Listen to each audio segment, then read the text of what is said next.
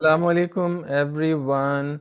So this is the second video of chapter number 1 business activity, and this is for business studies IGCSE and O level students.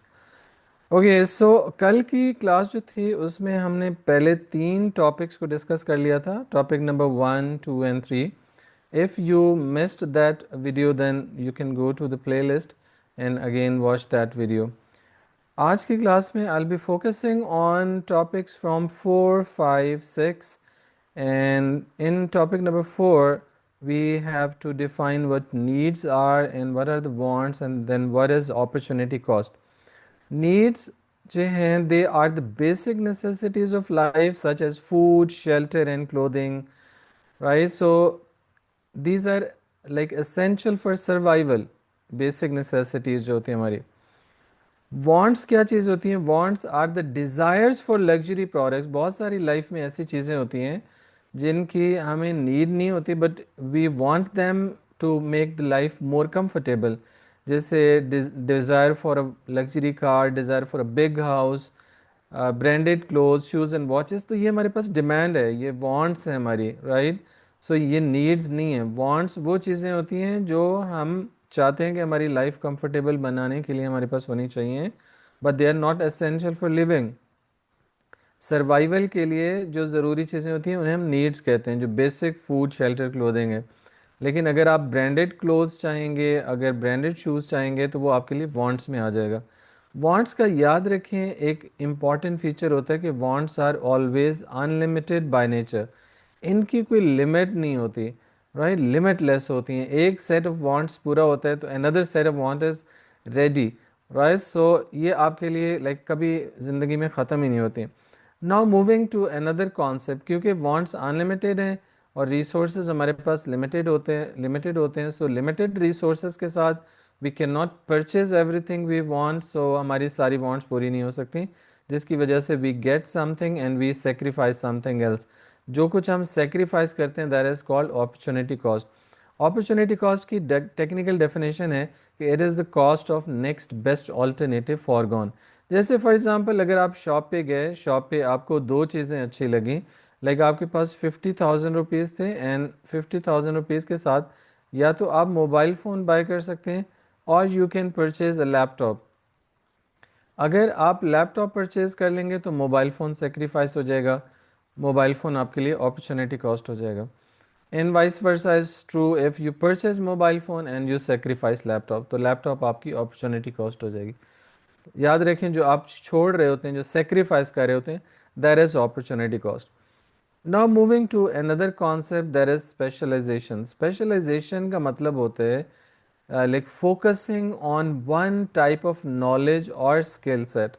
ठीक है, अगर आप किसी एक चीज़ पे focus करते हैं हर काम करने की बजाय, आप स्पेशलिस्ट हैं, किसी एक चीज़ पे फोकस करते हैं. जैसे अगर बिजनेस स्टडीज़ के टीचर सिर्फ बिजनेस स्टडीज़ पढ़ाने पे फोकस करते हैं, दैट इज़ स्पेशलाइजेशन. इसी तरह से मेडिकल साइंस में डिफरेंट डिपार्टमेंट्स होते हैं. If you focus on one kind of skill और department, that will be also known as specialisation.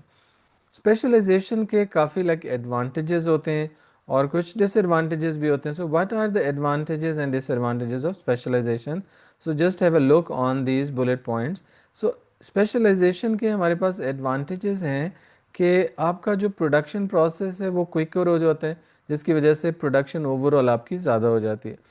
As a specialist person जब आप काम कर रहे होंगे तो आप ज़्यादा प्रोडक्शन कर लेते हैं. उसका फ़ायदा आपको एज अ वर्कर भी है और प्रोड्यूसर को तो फ़ायदा है ही, क्योंकि प्रोड्यूसर्स ने ज़ाहिर अपना प्रॉफिट मैक्सिमाइज करना होता है. So more profit for the businesses, right? Business owners जो हैं उनको ज़्यादा प्रॉफिट मिल जाएगा. इसी तरह से improved efficiency of workers. Workers के लिए फ़ायदा ये है कि इफ़ ये they repeatedly do the same thing, they become more efficient and productive in that job. So उनकी एफिशिएंसी में इंक्रीज आ जाता है. And the next one is like firms can achieve economies of scale. Economies of scale एक technical term है. इसका मतलब होता है when you produce at large scale your average cost of production decreases. Like पर यूनिट कॉस्ट आपकी कम हो जाती है. जैसे सपोज करें अगर आप एक चेयर प्रोड्यूस करते हैं तो उसकी कॉस्ट आपको लेट्स से $50 आती है, राइट? $50 की एक चेयर बना पाते हैं. लेकिन अगर एक चेयर की बजाय आप 100 चेयर्स बनाते हैं और 100 चेयर्स को जब आप उनकी एवरेज देखते हैं तो लेट्स से वो आपको $40 ईच चेयर आपको कॉस्ट कर रही है। तो अब आपकी जो एवरेज कॉस्ट है पहले $50 थी एक चेयर को बनाने की, अब $40 हो गए। सो अगर ऐसा होगा तो इसको हम इकोनॉमीज ऑफ स्केल कहते हैं। स्पेशलाइजेशन की वजह से since large scale production is taking place, so आपके लिए ये फ़ायदा हो जाता है कि आप इकोनॉमीज ऑफ स्केल भी अचीव कर लेते हैं, आपकी पर यूनिट कॉस्ट भी कट डाउन हो जाती है, डिक्रीज कर जाती है। Okay, so now moving to the disadvantages of specialisation. Economic business studies में स्पेशलाइजेशन जब आप करते हैं तो देखो उसका आपको बेनिफिट तो होता है, लेकिन साथ में कुछ ना कुछ उसके प्रॉब्लम्स भी होते हैं। क्या प्रॉब्लम्स होते हैं इसके साथ connected? The first one is job में बिकम बोरिंग, राइट? जब आप रिपीटेडली एक ही चीज़ को कर रहे हैं, you are doing it again and again, so what happens is you get bored. जैसे लाइक जनरली मशीन्स के साथ जब लोग काम कर रहे होते हैं, जो रिपीटेडली सेम मशीन के साथ सुबह दोपहर शाम सेम काम रिपीट हो रहे, तो इवेंचुअली वो बोर हो जाते हैं, मोनोटनेस को कॉज करती है ये चीज़। सो ये स्पेशलाइजेशन का एक प्रॉब्लम है जो इंडिविजुअल लेवल पे लोगों को अफेक्ट करता है। And greater use of machinery में इंक्रीज अनएम्प्लॉयमेंट। जब स्पेशलाइजेशन है, लाइक आपने टास्क को ऑलरेडी डिवाइड किया हुआ है कि किस तरह से टास्क को परफॉर्म करना है, जब आप पर्टिकुलर टास्क को स्पेसिफाई कर देते हैं तो फिर लोग उस तरह की मशीन्स भी बना लेते हैं, टेक्नोलॉजी भी इन्वेंट कर लेते हैं जो उस सर्टेन टास्क को परफॉर्म करने के लिए यूज़ होती है। सो जब ऐसा होगा, अब मशीन ज़्यादा लेके आ जाएंगे, प्रोडक्शन मशीन से होना शुरू हो जाएगी, तो वर्कर्स की ज़रूरत उतनी नहीं रहेगी, तो वर्कर्स की तो जॉब चली जाएंगी, उनके लिए प्रॉब्लम हो सकता है, अनएम्प्लॉयमेंट कॉज भी हो सकती है। इसी तरह से greater dependency on other workers. Specialization का ये एक बड़ा ड्रॉबैक और सेटबैक है कि जब आप रिपीटेडली एक ही काम करें, it means you are dependent on other workers जो बाकी का प्रोसेस करेंगे। कैसे? जैसे अगर आप फर्नीचर इंडस्ट्री की बात करें, प्रीवियस क्लास में मैंने फर्नीचर की एग्जांपल दी थी, तो एक बंदा है जो टिम्बर की कटिंग करे, the other one is assembling it, third one is like polishing or painting it. So the person who has to polish or paint the furniture, he will keep waiting for the other people to complete their task, so he is dependent on other workers. जब तक वो अपना काम complete करके नहीं देंगे तो जिसने पॉलिश और पेंट करना है उसको काम नहीं मिलेगा। So this is like how dependency increases on other workers, और उसकी वजह से काम किस तरह से आपका स्टॉप भी हो सकता है। अगर कोई एक बंदा एबसेंट हो जाए तो जो प्रोडक्शन प्रोसेस है उसमें गैप आ जाता है। If one person is absent, the other person that are immediately after that person, they will not get the job. Okay, so last हमारे पास जो कॉन्सेप्ट है इस यूनिट का, that is added value. Added value क्या चीज़ होती है? Added value is the difference between selling price and cost of goods, या cost of producing the product, और cost of inputs that are used to produce the goods. अब value added को find करने के लिए हमारे पास फॉर्मूला भी होता है। वैल्यू एडेड का फॉर्मूला होता है value added is equal to selling price, I am using S P for selling price, minus cost of inputs, right? So cost mean like जो एक्सपेंसेस आपको प्रोड्यूस करने के लिए पे करने पड़ रहे हैं वो कॉस्ट है। So selling price minus cost of inputs. Okay, input से मुराद वही जो रॉ मटेरियल भी आपका इनपुट है, लेबर भी इनपुट है, आपकी जो मशीनरी पे, फ्यूल पे, इलेक्ट्रिसिटी पे कॉस्ट सारी वो भी आपका इनपुट है। ओके, सो एडेड वैल्यू को अगर आपने इंक्रीज करना है तो कैसे कर सकते हैं? देखिए, वैल्यू एडेड को इंक्रीज करने के लिए, या एडेड वैल्यू भी बोल सकते हैं इसको, वैल्यू एडेड या एडेड वैल्यू दोनों वर्ड्स यूज होते हैं। ओके, सो सेलिंग प्राइस को आपको इंक्रीज करना होगा तब आपकी एडेड वैल्यू बढ़ जाएगी, but you have to keep the cost constant.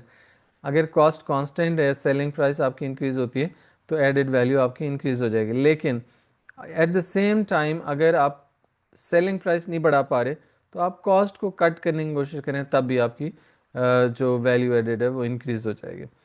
Okay, सो उसके बाद नेक्स्ट हमारे पास आ जाता है वैल्यू एडिड की ज़रूरत क्या है या इसकी इंपॉर्टेंस क्या है बिजनेस के लिए। देखें, बिजनेस ने बहुत सारे एक्सपेंसेस पे करने होते हैं, बहुत सारी कॉस्ट पे करनी होती हैं, इसलिए जितनी उनको कॉस्ट ऑफ प्रोडक्शन आती है उसमें वो प्रॉफिट ऐड करके सेल करते हैं ताकि उनको एक्स्ट्रा पैसा मिल जाए, और एक्स्ट्रा पैसे के साथ they can meet other cost of doing the business, right? Business को समटाइम्स एक्सपैंड भी करना पड़ जाता है, आपको न्यू वर्कर्स हायर करने पड़ सकते हैं, आपको मशीनरी, टेक्नोलॉजी, टूल्स पे करने हैं, अदर एक्सपेंसेस हैं, वैल्यू एडेड आपको काफ़ी उसमें हेल्प आउट कर जाती है।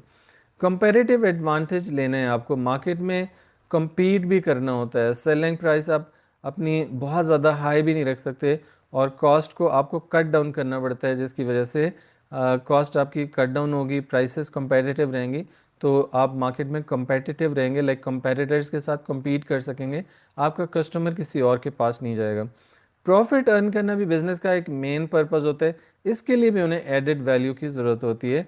They add value to the cost of production so that they earn high profit as well. Okay, so profit चूँकि बिजनेस का मेन पर्पस होता है, so increasing profit is one of the main thing that is achieve through value added.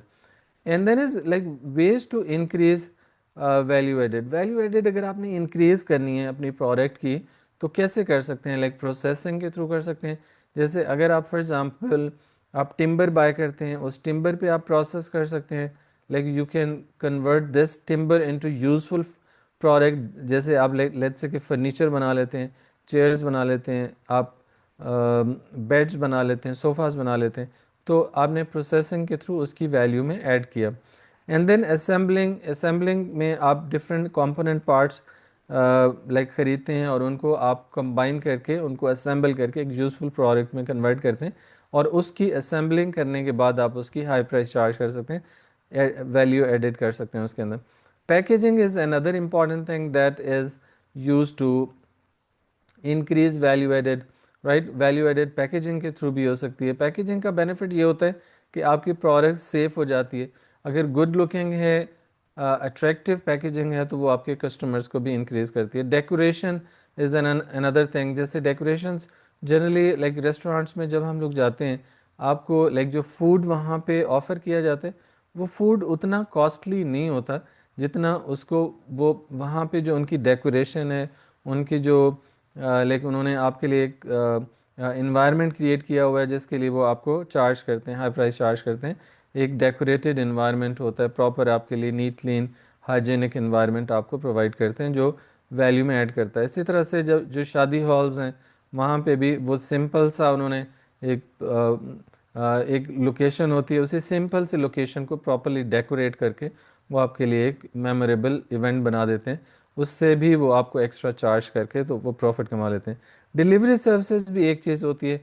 Delivery services में ये है कि आपने goods by की, जैसे सपोज़ करें आपने एसी बाय किया, आप जो एसी सेलर है उसने क्या किया, आपको सर्विस दे दी कि आपके घर तक उसको डिलीवर भी कर दिया, राइट। समटाइम्स ये डिलीवरी चार्जेस ले लेते हैं आपसे, समटाइम्स उसमें डिलीवरी चार्जेस फ्री भी होते हैं। आफ्टर सेल सर्विसेज होती हैं, वो भी वैल्यू एडिशन का जो है ना वो पार्ट बनती है। So like these are multiple ways business can add value to the products, and that definitely helps them earn profit and meet all of the business costs and expand the business as well. So इसके साथ ही ये जो chapter number 1 है हमारा business studies का, that is over. अब जो next video आएगी आपकी इंशाल्लाह ताला कल, उसमें एग्ज़ाम स्टाइल क्वेश्चन एक पूरा कंप्लीट 20 मार्क का क्वेश्चन होगा with like all parts from A to E, right. हर एक पार्ट की मैं आपको बताऊंगा कि एप्लीकेशन कैसे करनी है, नॉलेज कैसे देना है, इवैल्यूएशन कैसे करनी है। ई पार्ट जो है उसकी इवैल्यूएशन की ज़रूरत होती है, बाकी में इवैल्यूएशन नहीं होती, बट एप्लीकेशन और नॉलेज और एनालिसिस ये चीज़ें आपकी साइड बाय साइड चलती हैं। सो नेक्स्ट क्लास में आपको इंशाल्लाह मैं गाइड करूँगा इसी चैप्टर में से, चैप्टर नंबर 1 में से क्या क्वेश्चंस आते हैं और किस तरह से उनको आंसर करना है। So see you in the next video soon इंशाल्लाह। अल्लाह हाफिज़।